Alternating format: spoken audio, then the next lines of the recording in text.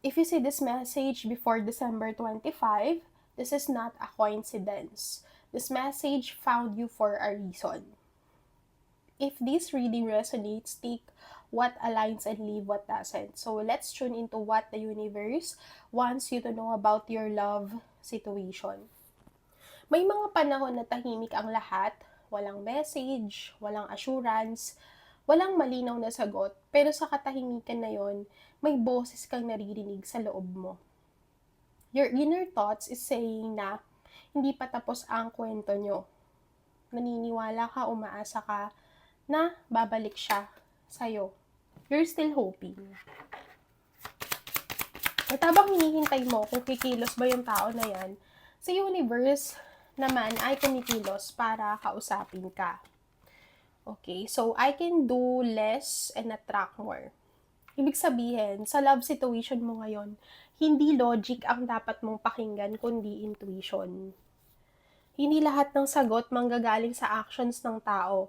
May mga sagot na manggagaling sa pakiramdam mo kapag tahimik ka. Para sa karamihan, sa inyo may confusion, may mga mixed signals kayong nare-receive from your person,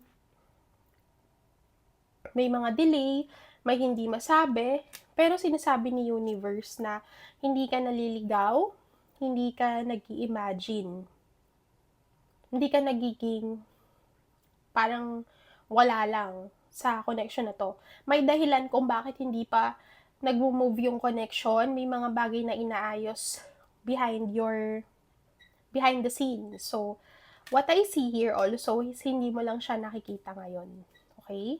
So, dahil ang energy, bago mag-December, wanting more for others puts me into the energy of abundance. Mas tumatalas yung intuition mo.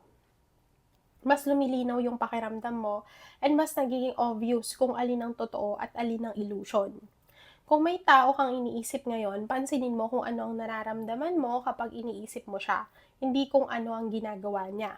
The universe guidance for you is you don't need to force answers. Stop chasing clarity from people who are not ready to speak. The clarity you seek will come when you trust yourself. And hindi ka pinapahintay para pahirapan. Pinapahintay ka dahil may mas malalim na realizations na paparating for you.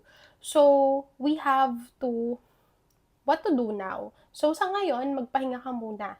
You have to rest your mind, bumalik ka sa sarili mo, and makinig ka sa mga signs and synchronicities around you. In that way, magkakaroon ka ng clarity. So, repeat after me. I trust divine